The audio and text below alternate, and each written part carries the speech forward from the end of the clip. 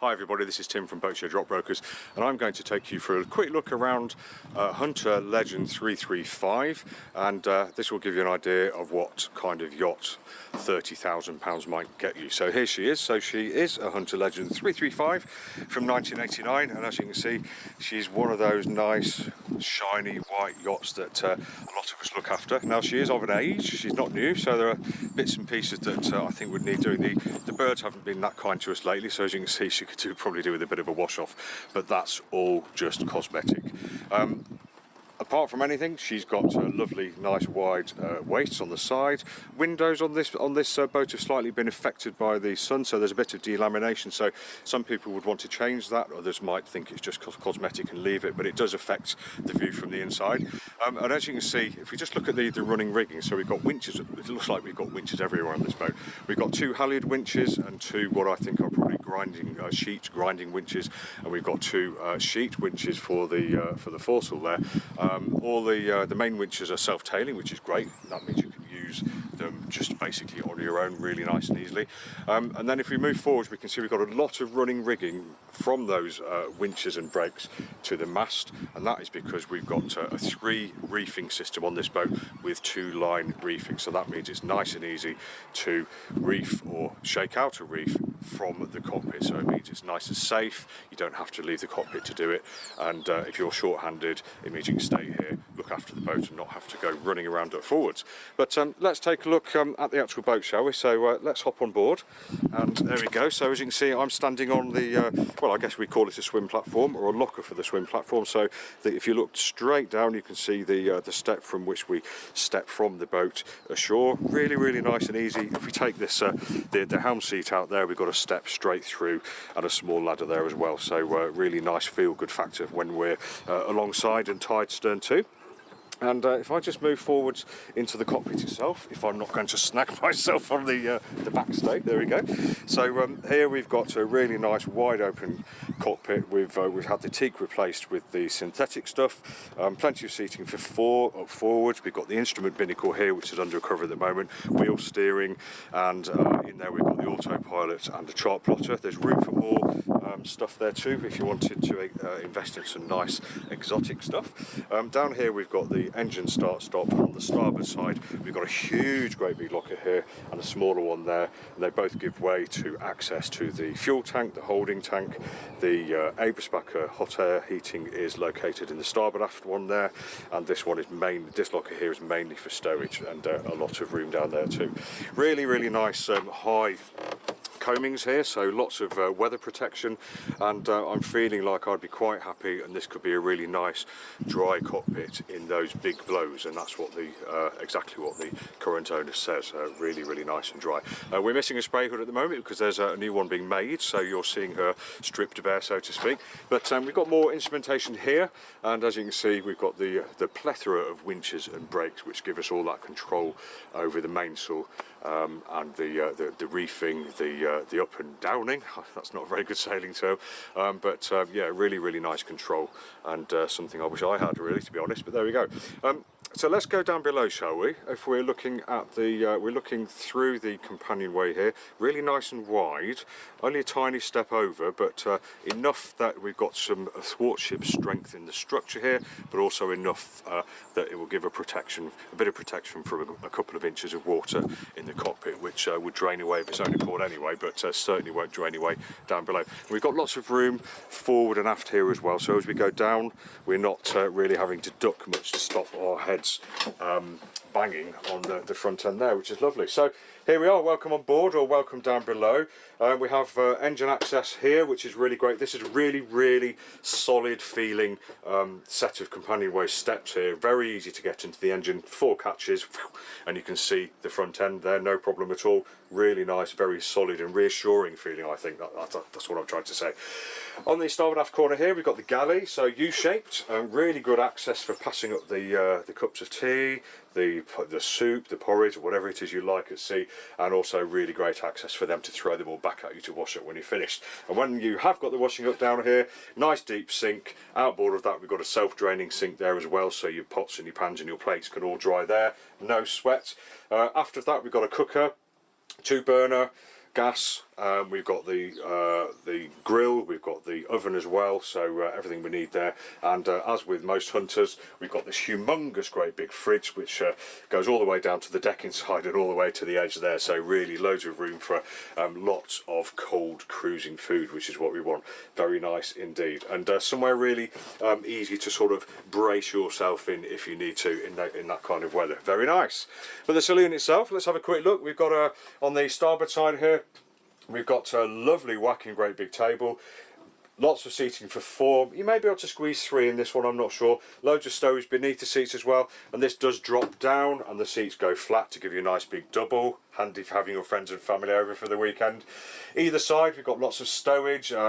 We've got a hull port as well. Cupboard, shelf, another recessed shelf, and the same on the port side too as well. So really nicely thought out. Again, loads of stowage. I like the fact we can see the chain plates here set into the bulkhead. We can't see the forward side of that chain plate because it's hidden behind the head's bulkhead. But on the port side here, there's a watertight. I'll just show you quickly a watertight cover here set into the bulkhead, so we can see that if you want to. And then on the port side, we've got a really nice long sofa.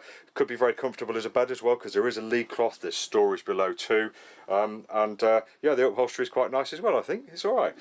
On the after bulkhead, on the port side, we've got a chart table, not quite full sized, and it's facing aft, which some people don't like. I'm not sure which side of the camp I'm on with that one, but I don't really mind. Most people aren't really using chart tables for that anyway. It's more of an auxiliary cocktail table, I think, as we go towards electronic navigation. But we do have all the switches you'd expect. We have a tank contents indicator, GPS, etc. So all you need to kind of do the basics to complement what you've got up top. We have got a nice stereo here, and we have got a nice recent radio here as well. So this has got a remote command mic, so we have a wireless mic out in the cockpit, so you can speak to the VHF set without without having to come down here.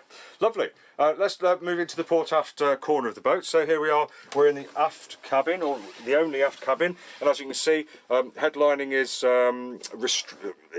there's not so much of it because of the moulding above hand, that's not a word. Moulding above from the cockpit. There we go. Comes down into this cabin, but it's better than I've seen in a lot of cabins. Not as good as some other cabins maybe, but generally speaking, there's plenty of room. Certainly on the outboard side, if you're here on your own. Lots of room up here. I'm sitting full height here, but the person inboard might be feeling a little bit squished in, but you can always clamber over the person on the outboard side, can't you? No worries at all. All of the side of the hull in this boat is nice and soft and squishy, so it feels a little bit nice. And we've got windows absolutely everywhere on this boat, and they all open where you would expect them to. And in this boat, we've got an opening one here and an opening one up there to let all the warm air out. So no jokes about hot air, please. We have a hatch here which gives us access to the outboard side, or sorry, the port outboard side of the engine there, but the main access would be through the companionway steps, which is nice and easy. But if you do open those, of course, you put the companionway out of action very briefly. But sitting here, there's loads of room. I have to wash my head on this corner, although it's nice and round, so not too much of a problem. But if I want to just get changed, put my wellies on or my trousers, whatever, I think there's room down here. And we do have some stowage in the port forward corner. We've got a shelf and a nice locker there too. So yeah, as aft cabins go for a boat of this size, we're okay, we're a-okay. I like it. So let's pop out here, and we'll walk straight through the saloon into the heads compartment. Now you're about to the middle here, so the heads compartment runs athwart ships for the whole beam of the boat. If I just turn around, this aperture here, you'd expect to find a door here normally, I think, but in this case there's no door, and I think possibly it's been removed because there is a recess here. Don't know why, but somebody might want to reinstate that, because without it you have no privacy to the sink, which most people wouldn't worry about, but the head is okay with privacy because we've got the folding door here to keep that away. So let's have a quick look in there.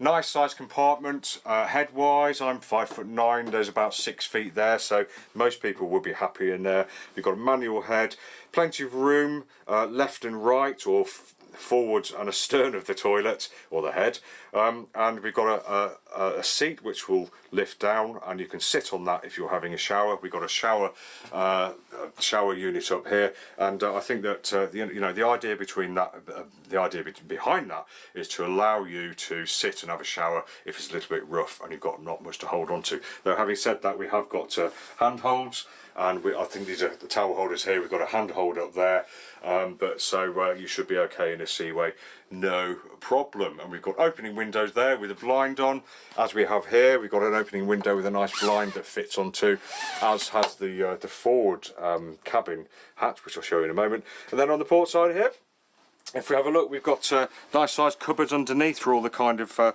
things that you would keep in a head. Nice sized sink, nice and deep, which is important because it's not going to slosh everywhere, although if it does, we've got a nice big fiddle here, and we've got lots of work surface around the sink, lots of stowage above, nice shelf, more stowage above there too, and it all feels, I think you'll agree, this boat does feel nice and clean. She smells great, and as with most Hunter Legends, she's really well equipped. So let's have a quick look in the excuse me, in the forward cabin. There we go. Typical V berth, kind of an average length, doesn't narrow down into a point at the front, so you're not going to be fighting for toe space with your partner if you've got somebody in here with you. Again, really nice head height here, probably about well, it's coming down to about 5'9" where I'm standing, a little bit more now where the hatch is, but pretty good for a forward cabin. Nice hatch letting air and light in. We've got the blind to keep it nice and dark. Bit of stowage underneath the bed, but most of it's taken up by anchor chain and a water tank. And as I said before, the side of the hull is all nice and soft here. We've got nice shelves in this compartment, which are fiddled with clear perspex, acrylic, plexiglass, whatever you like to call it. But I think that's really good because it means that it kind of opens out the cabin and gives you shelves without austere wood bringing it all in, if you know what I mean. And you can see, if you drop something on here, you can see what's actually on your shelves, which is very unusual. Really quite a good idea, I think.